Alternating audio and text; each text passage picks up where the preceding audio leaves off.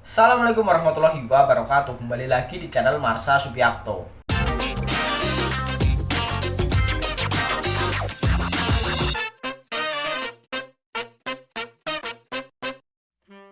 Pada kesempatan kali ini kita akan kembali membahas informasi menarik. Kali ini kembali terkait dengan pendataan tenaga non-ASN. Jadi pada hari ini masing-masing instansi sudah resmi mengumumkan daftar nama tenaga non-ASN yang masuk dalam pendataan. Dan hal tersebut dimaksudkan sebagai uji publik. Jadi artinya masyarakat ataupun tenaga non-ASN itu sendiri berhak melaporkan jika tenaga non-ASN yang seharusnya masuk dalam pendataan tetapi belum masuk. Begitu juga sebaliknya, jika masyarakat menemukan ada nama tenaga non-ASN yang seharusnya tidak masuk dalam pendataan karena tidak memenuhi syarat tetapi dimasukkan dalam pendataan, teman-teman atau masyarakat juga bisa melaporkan terkait dengan hal tersebut. Dan kali ini kita akan coba bahas mengenai hal tersebut. Untuk itu, bagi yang penasaran, simak terus. Oke, bismillahirrahmanirrahim, langsung saja kita mulai. Jadi inilah website yang memberitakan terkait dengan daftar nama tenaga non-ASN yang masuk dalam pendataan. Websitenya sewaktu.com. Nanti alamat website ini akan saya taruh di link deskripsi video ini agar teman-teman bisa juga untuk melihatnya. Kita coba bacakan link daftar nama honorer hasil pendataan non-ASN 2022, batas waktu hanya 5 hari. Sewaktu.com, pemerintah daerah atau Pemda diwajibkan untuk mengumumkan daftar nama honorer hasil pendataan non-ASN 2022 melalui kanal informasi masing-masing. Pengumuman daftar nama honorer hasil pendataan non-ASN atau tenaga honorer hanya berlangsung selama 5 hari kalender, paling lambat 8 Oktober 2022. Selama pengumuman daftar nama honorer hasil pendataan non-ASN, honorer dapat mengecek namanya apakah sudah masuk dalam aplikasi pendataan Badan Kepegawaian Negara atau belum. Pengumuman dilakukan sebagai bentuk transparansi terhadap data honorer yang diinput dalam aplikasi PKN. Pengumuman tersebut juga merupakan uji publik. Masyarakat dapat mengecek dan melaporkan jika terdapat nama yang tidak pernah bekerja sebagai honorer di instansi pemerintah. Misalnya nama A tidak pernah bekerja sebagai non-ASN di instansi B, atau masa kerjanya baru 1 bulan tetapi nama A tercantum di dalam aplikasi PKN dengan masa kerja 3 tahun.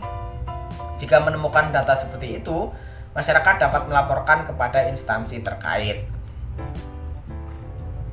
Setelah mendapat laporan dari masyarakat, instansi wajib melakukan perbaikan data dalam jangka waktu 10 hari kalender atau paling lambat 22 Oktober 2022 pukul 17 WIB melalui sistem aplikasi pendataan tenaga non-ASN PKN.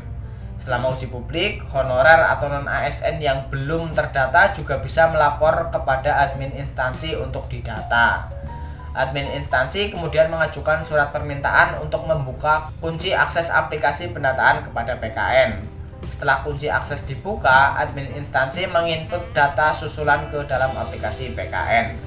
Cara lain, honorer bisa melapor ke Badan Kepegawaian Negara dengan cara mengakses portal pendataan non-asn.pkn.go.id.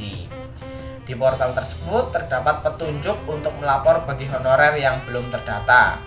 Klik tombol non-ASN tidak terdaftar di prafinalisasi, lanjutkan dengan mengisi kolom yang tersedia seperti 1 nama lengkap, 2 nomor induk kependudukan, 3 tanggal lahir, 4 nama jabatan, 5 unit kerja.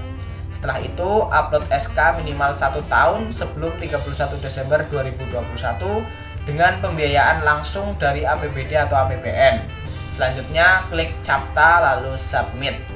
Data sementara yang diinput dalam aplikasi PKN sampai dengan tanggal 30 September 2022 pukul 7 sebanyak 2.113.158 orang yang terdiri atas 66 instansi pusat dan 522 instansi daerah. Berdasarkan telaah yang dilakukan PKN, ditemukan data yang tidak sesuai ketentuan Surat Menteri Pan-RB nomor bla bla bla bla. Karena itu, Kementerian Pendaya-gunaan Aparatur Negara dan Reformasi Birokrasi mengirimkan surat kepada instansi pusat dan instansi daerah untuk kembali melakukan verifikasi dan validasi data non-ASN. Berikut daftar nama honorer hasil pendataan non-ASN 2022 yang telah dipublikasikan di portal resmi pemerintah kabupaten kota seluruh Indonesia. 1. Daftar nama honorer hasil pendataan non-ASN Kabupaten Rembang. Ini alamat websitenya rembangkap.go.id. Kemudian ada Kabupaten Bengkulu Selatan, kemudian ada Provinsi Sulawesi Tengah, kemudian ada Kota Palangkaraya, ada Kabupaten Kuningan, ada Provinsi Jawa Timur, ada Kota Tegal, terus lagi ada Kabupaten Blora, Kabupaten Ternate, Kabupaten Pamekasan, Kabupaten Ponorogo, Kabupaten Empat Lawang, Kabupaten Kutai Barat, Kota Cimahi, Kabupaten Penukal Abeb, Kabupaten Halmahera Utara, Kabupaten Purwakarta, Kabupaten Pasuruan, Kabupaten Temanggung, Kabupaten Mojokerto, Kabupaten Semarang, Kabupaten Pasir. Ya, itulah 22 link yang bisa digunakan oleh teman-teman untuk mengecek apakah nama teman-teman sebagai tenaga non-ASN sudah masuk dalam pendataan atau belum. Jadi jika teman-teman masuk dalam instansi yang ada di kabupaten, kota, atau provinsi ini, teman-teman bisa lihat sendiri ya. Kita contohkan, saya sudah buka, ini ada Kabupaten Bengkulu Selatan. Ini bisa langsung di-download, dan saya juga sudah buka lagi. Ini BKD Jatim ya, untuk tenaga non-ASN yang bekerja di instansi pemerintah Provinsi Jawa Timur. Saya juga sudah download. Ini hasilnya seperti ini. Pengumuman tentang uji publik pendataan tenaga non-ASN di lingkungan pemerintah Provinsi Jawa Timur tahun 2022. Di sini ada keterangannya, kemudian ada daftar namanya ya, daftar tenaga non-ASN di lingkungan pemerintah Provinsi Jawa Timur tahun 2022. Teman-teman bisa langsung cek sendiri apakah teman-teman tenaga non-ASN sudah masuk dalam pendataan atau belum.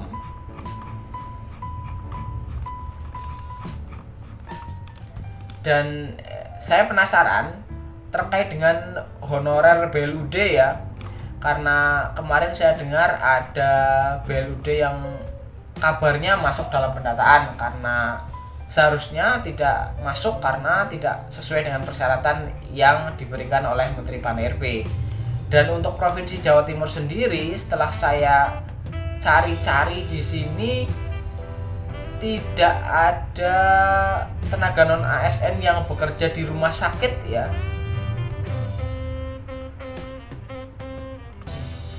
Saya search RSUD, tidak ada. Saya search rumah sakit, tidak ada.